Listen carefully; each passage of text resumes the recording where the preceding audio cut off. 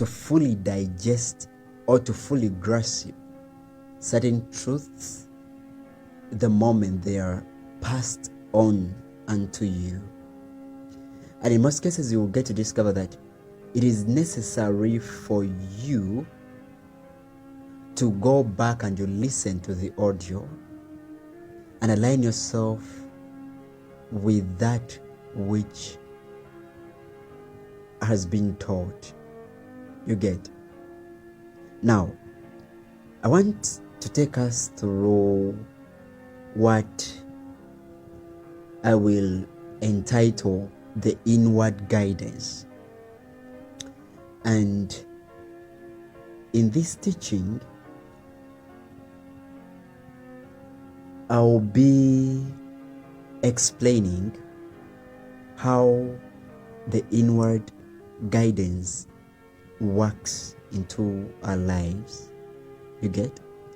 Now, let me show you something very unique. When I speak about the inward guidance, I'm not speaking about guesswork. I'm not speaking about moments and scenarios whereby in life we guess what is to happen. You understand? We guess or we assume that things are going to happen a particular way. Now, when I'm speaking about the inward guidance, I'm not speaking about guesswork. I'm speaking about divine wisdom that operates into one's life. You understand? Now, believe me, not everyone admits or accepts that they have got the inward guidance. You understand? But to each individual on the face of the earth, they have got the ability to tap into reality, not from the place of what is visible, you understand? But from the place of their inner knowing. There is an ability that man possesses that makes him sense beyond his physical components. You understand? And as I'm teaching this today, you get to understand how this operates. Now, in Hebrew, the word wisdom means the application of knowledge. You understand? And the ability to navigate life successfully. You get? So, when I speak about the inward guidance, I therefore point to what we call the ability to navigate life successfully. In other words, I refer to the wisdom that enables you to comprehend. Now, I remember some time back when I was still immature when it comes to speaking or ministering to individuals and teaching. You understand? When I was still immature, now this is going to help many of you who are here. When I was still immature, I thought that just by mere fact of me hearing a man teach and give a sermon that is so inspiring, it is okay for me to just get it and I go and I display it. You understand?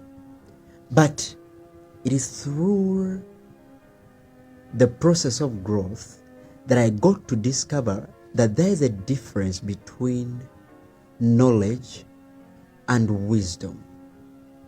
A man who is speaking to you is not speaking from just a place of information. You understand? In most cases, a man who is speaking to you is speaking from a place of experience. Now, remember, there's a difference between the levels of knowledge. There's what we call head knowledge. That is simply being aware of something, even without experiencing it. You understand? I remember when we were still in school, you could be told a microscope even before seeing it. You understand? So, before you seeing a microscope and the teacher tells you about a microscope, what you are acquiring at that particular moment, what you know at that particular moment is just head knowledge. It is what we call the awareness. Knowledge which is just awareness. You understand? But there is also the knowledge which is experiential knowledge. You understand? Experiential knowledge. That knowledge whereby you know something because of the experience you've had with it. Not simply just that you heard about it, but because you went ahead and had an experience with it. You understand? So that kind of knowledge is different. That's why you can sit down and you read your scriptures and you find that the way these individuals display God differs based on their experience. You understand? Let me tell you something. They did not carry what the patriarchs, they did not carry, for example, the people in the New Testament like John, Peter, Luke, they did not write something based on what the patriarchs spoke. You understand? They did not write something just based on what people in the Old Testament were speaking. Even though we have portions of that which they quoted from the Old Testament scriptures. You understand? But their epistles, the messages that they wrote, was based on their experience with him.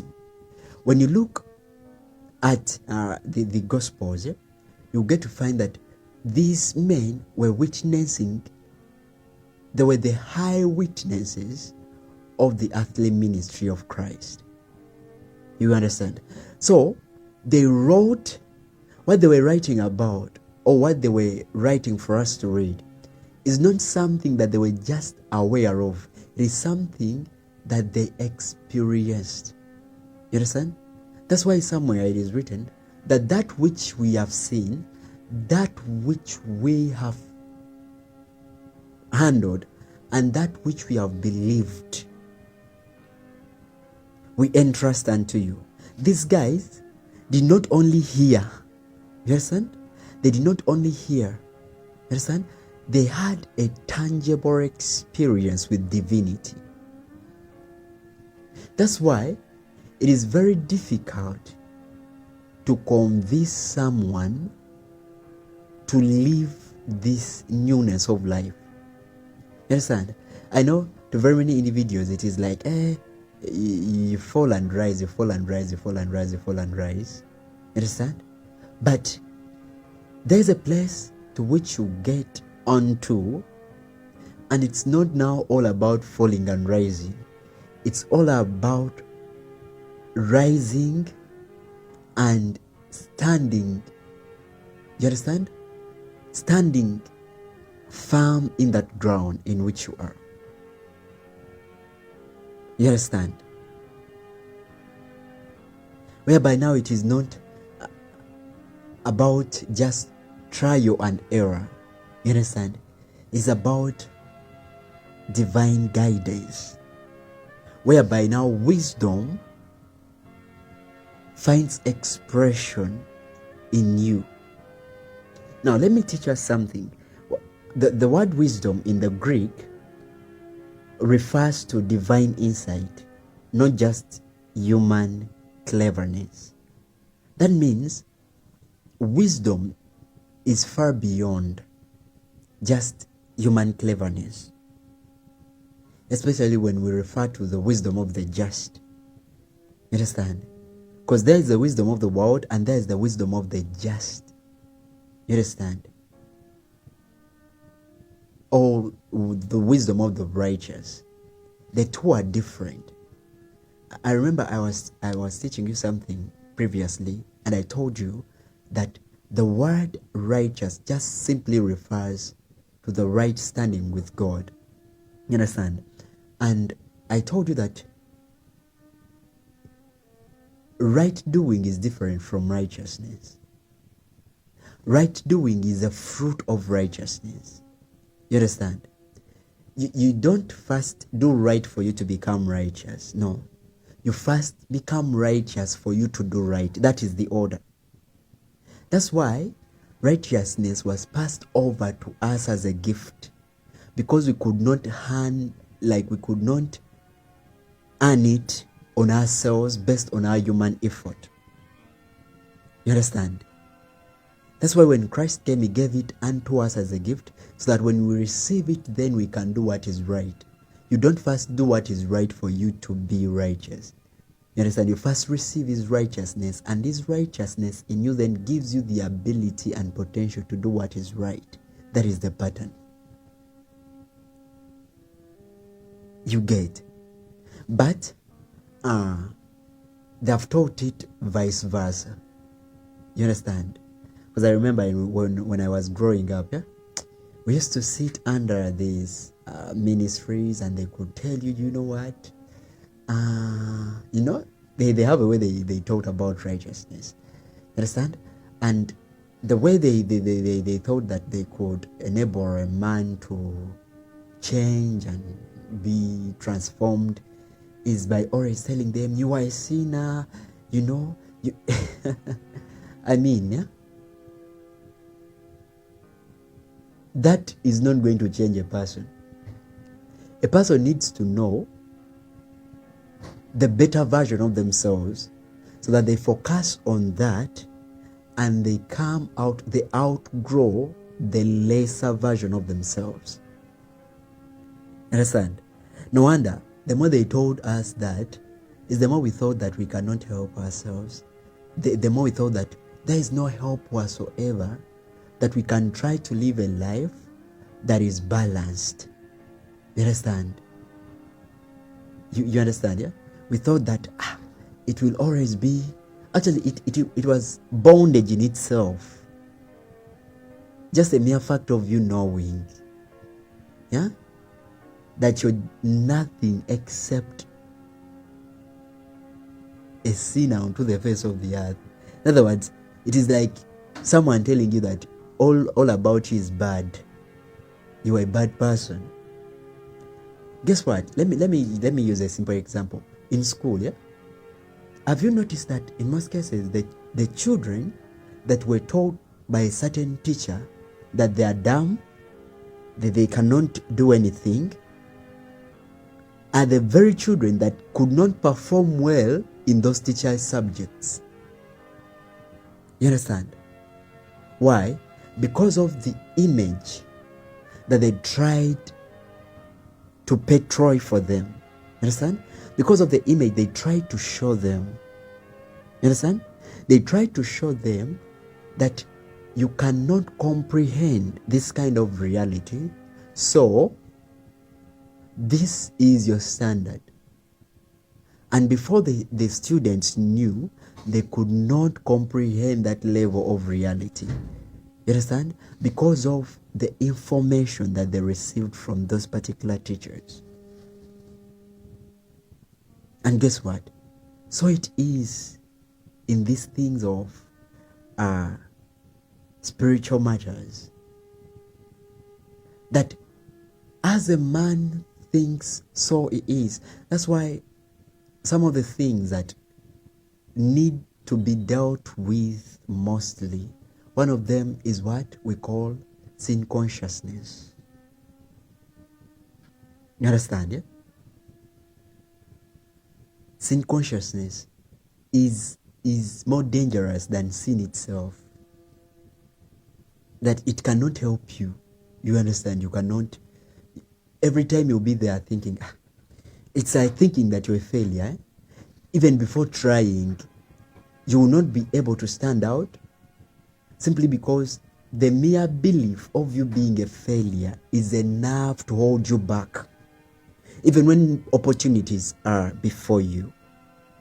So the consciousness itself is an hindrance, even before you experience the reality that is out there for you. So it is the other way around. That every time we used to think that, you know what, I'm nothing but just a sinner, just a bad person. You understand? Is the more we stayed in that kind of experience, is the more we were those kind of individuals. And we never understood the privileges that we have in the newness of life. Now let me tell you something. It is like your father opening for you a bank account and puts money for you on that bank account, but you never go out there to withdraw it. So it is, even in the newness of life. Understand? That the life that we lived before, yes, it was a life that we lived before. It was not good. It was not acceptable. But there is something that has been credited on our account. There is something that has been placed onto your account as an individual in the newness of life. And what has been placed onto your account includes righteousness, you understand? Includes good works, includes all these nice things, the better version of yourself. But you choose either to go and withdraw that which has been credited on your account, or to leave it there and you stay as you are. That does not change or remove the fact that Christ has credited those things on your account. It only demonstrates that you have refused to go and withdraw from the account. You get the concept. Yes, as I told you that your father can put for you money on mobile money or your bank account, but you're the one to choose to withdraw it. You understand? If you don't withdraw it, you will not have that money. So it is with these realities. That if you don't believe that you have them, and if you don't believe that you are, you understand? If you don't believe that you are what he says you are, you never walk in the reality of its experience. You always settle for less. What sets us up there is the belief. Is the belief. When you believe that you can make it, you will wake up. When you believe that you cannot make it, you will stay down. So what have you chosen to believe? I remember some time back I was sharing about fear and faith. And I told us that both fear and faith based on unseen realities. Yes, sir? Or I could say are based on unseen facts. That for you to fear something, you're fearing something that you have not seen. And for you to believe something, you're believing something that you have not seen. So it is up to you to choose what will you go with. Either you go with fearing something that you have not seen, or believing that which you have not yet seen. And I could guarantee that you believe instead of fearing. You understand? Because fear is going to hold you back, but belief is going to give you the ability to outstand. You understand? Now let me give you something here in context with what I'm teaching tonight. Understand? Now, when you rely only on outside information, you are at the mercy of incomplete knowledge. No matter how many books you read or how many experts you consult, there will always be details you cannot see. Now, remember, I'm teaching us something about the inward guidance. You understand? That there is something that you're not going to read in those books. There's something that you're not going to hear from the person that you're consulting, but will be given unto you by the inward guidance. You understand? Now, I believe books have their part to play. I believe consultants have their part to play. But they are what we call the hidden details in your life experience. I could call them the codes of your design. You understand? They are coded in your design. You get? So, they are things that are way deeper than a consultant can help you cultivate, that a consultant can help you understand. You understand? And now, this is where the inward guidance is required. Because there are things that you will not read in books. There are things that you will not hear any consultant speak about. But you think that they are some of the most important factors of your life. You think that there are things that you need to know about life. You think that there are some of the most important things to put into consideration in your life. You get? And in those things, you need what we call the inward guidance.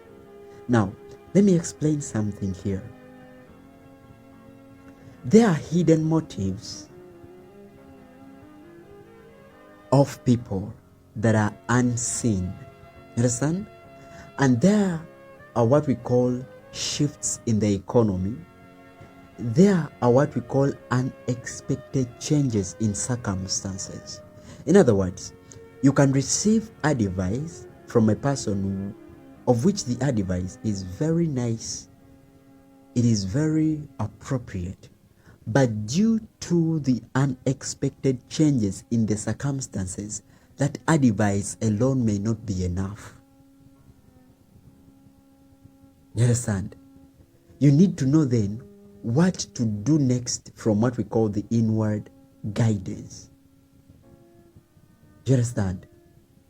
From the inward guidance, then you need to know what could be the next step. Because it is very easy for you to go onto social media and find someone, understand? And you listen to that individual and you say, oh wow, I like this fellow. I like what he says. Understand? But let me tell you something very significant. It's only when a man is speaking not about himself, but about the intent of the maker for those that he has made.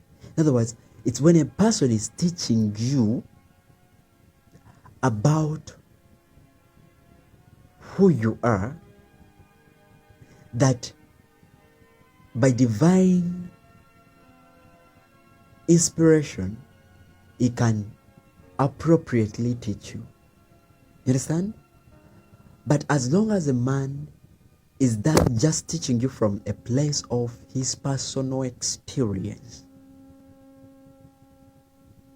then there are lots of things that you may not be able to comprehend, and lots of hidden intentions you may not be able to fathom.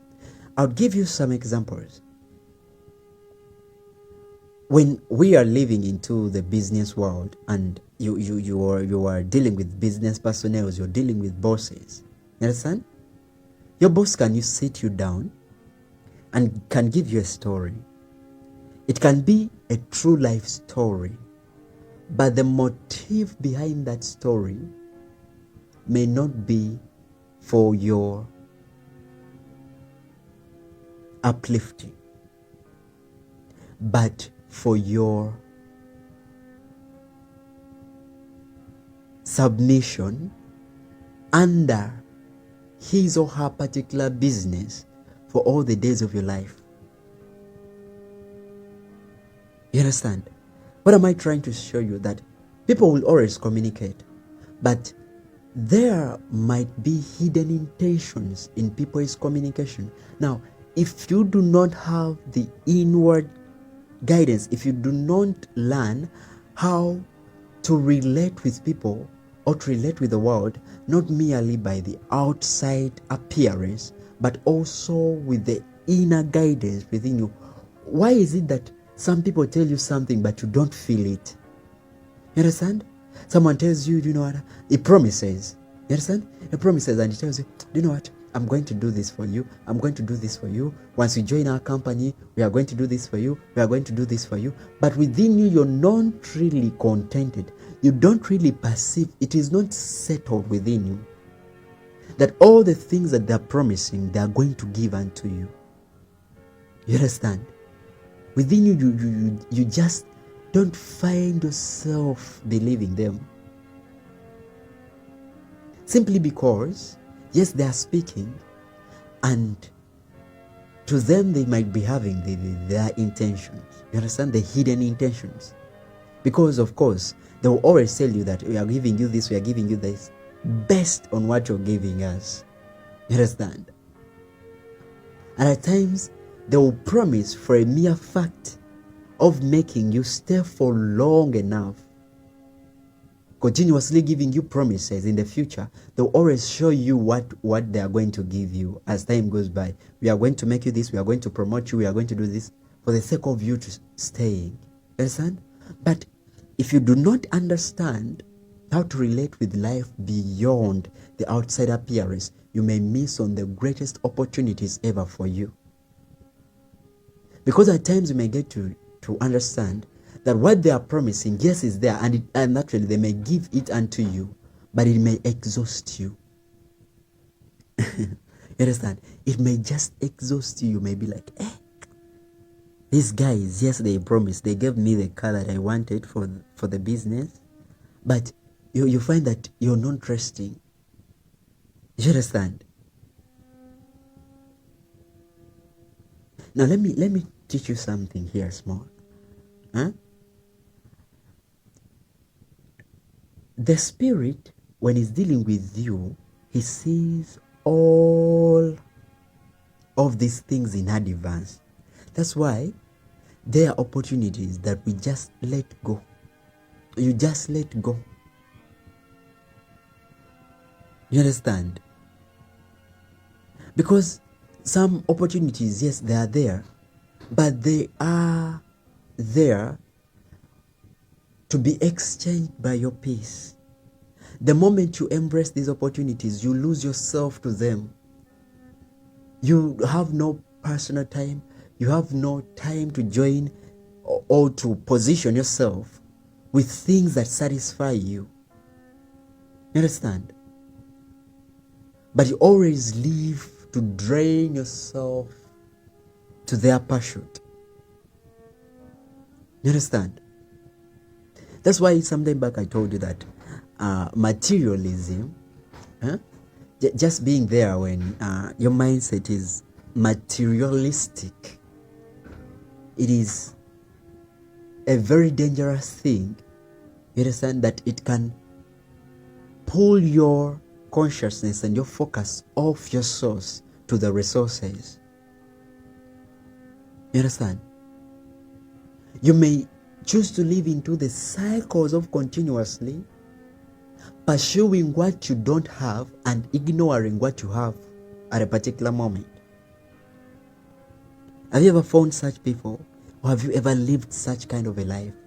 Your eyes are always on what you have not yet achieved. Your eyes are always on what you have not yet got. You understand? And ignoring the things that you have at a particular moment. Now let me teach you something very significant about life. There is a natural response of things, when you apply the principles that activate their manifestation, I mean, there are things that will naturally come to you even without you struggling.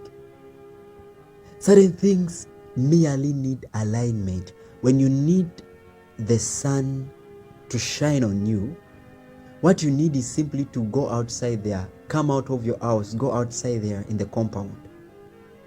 And a mere fact of you aligning with a principle of exposure, naturally the light or the sunshine will shine onto you, and you will receive the warmth. You understand? So, by mere fact of you aligning yourself will bring about the response that is supposed to be even without you striving. It is like blowing air into a balloon.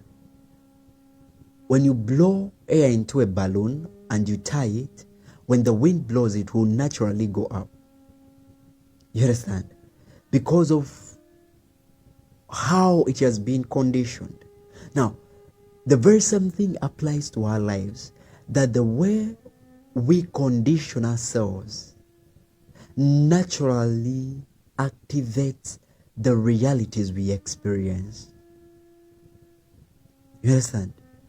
That there is a level to which you rise onto, and certain things have no option but to come to you.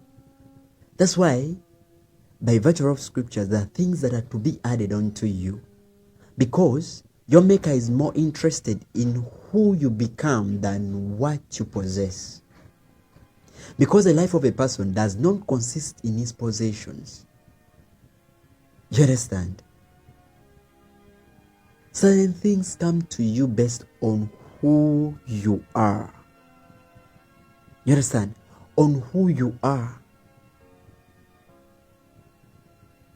Let me give you an example. Sometime back I was teaching somewhere, and I told these individuals that a king does not need to struggle for certain things. A mere fact of him being born in what we call the kingdom aligns certain things and naturally causes certain responses. You understand? That a mere fact of a person becoming a president, it doesn't need to first struggle to buy a car, it doesn't need to first struggle to get protection, it doesn't need to first struggle to get fuel. You understand? All over a sudden, the nation will provide for these things. He will have the car, he will have the protection, he will have the fuel, he will have the money whenever he needs it. You understand? He has even the ability to enter any hotel and eats food and just goes out. You understand? Based on who he is. That's why I told you that who you are is more important. That's why your Maker is more interested in who you become, because when you become something, certain things will naturally respond. So your main focus should be on becoming that which you were born to be, and that which you were born to have will come to you naturally. The moment you become an MP, there are privileges that will come to you. You understand? The moment you become a particular individual, there are certain things that will naturally come to you based on who you've become. That's why the most important thing to focus on too is yourself. You understand? How are you working onto yourself? Let me give an example in relationships. Very many people would like to have a particular relationship that is working out. You understand? But that relationship will never come your way unless you become the perfect person for that relationship. That's why we have experiences where people are running from one relationship to another, one relationship to another, one relationship to...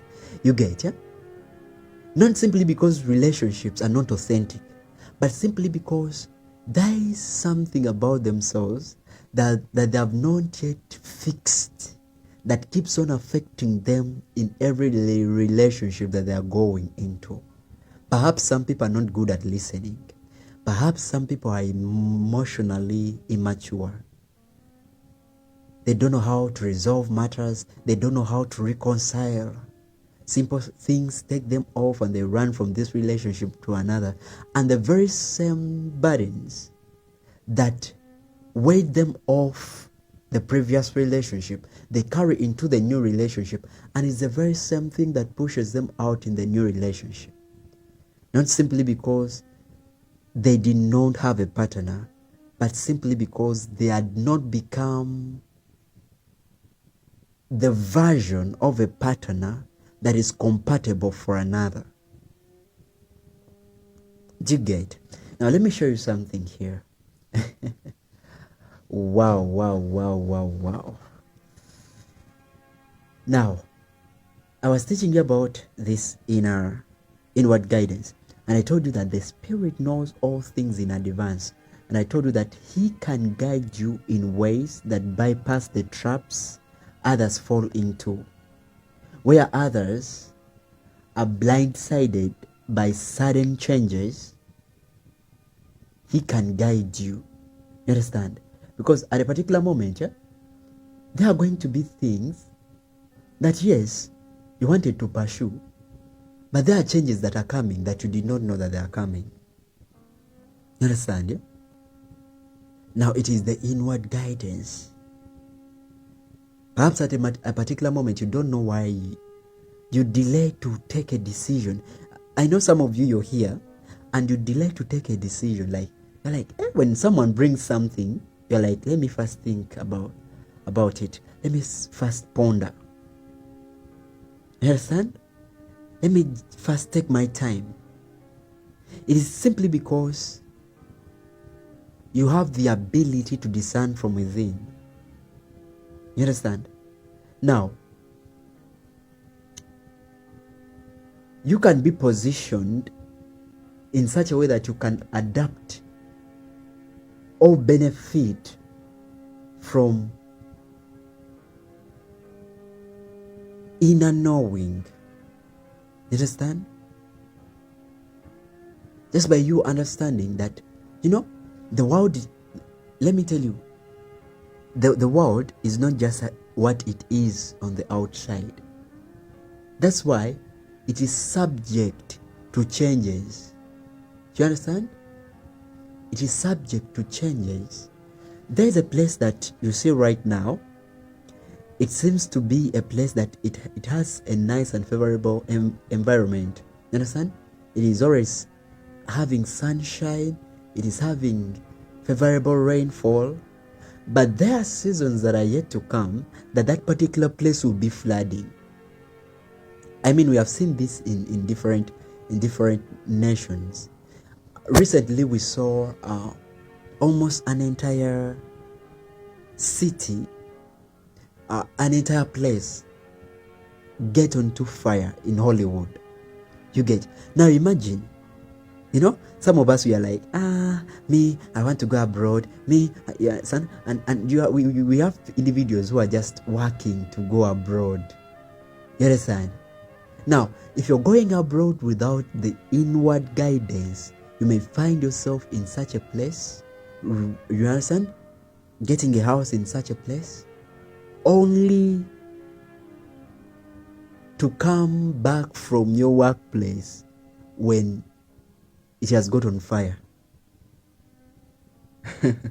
Now, this doesn't mean that uncertainties don't happen. You understand? They happen. But there are unnecessary mistakes that are supposed to be avoided at all costs. You understand? There are unnecessary mistakes that only the inward guidance can help you to subdue. You understand? Now, let me conclude with this. Uncertainties, when uncertainties come to you, when things that you did not expect come to you, when you're under what we call the inward guidance, those uncertainties are not then to destroy you. Understand? When they happen to you, when you've genuinely been inwardly guided, they are not there to destroy you then. Those which come under that kind of situation, they are to build you, to redirect you, to strengthen you.